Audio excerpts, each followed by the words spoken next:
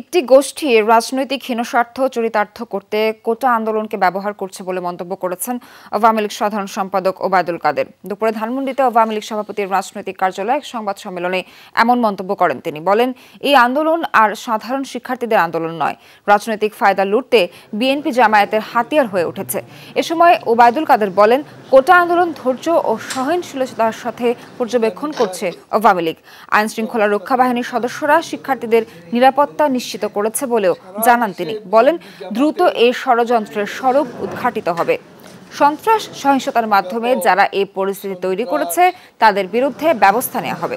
সব নেতাকর্মীদের পথে থেকে জনগণের নিরাপত্তা নিশ্চিত করার নির্দেশ দেন ওবায়দুল কাদের। তাদের এই উস্কানির জন্য সারা বাংলাদেশে কয়েকজনকে প্রাণ দিতে হয়েছে।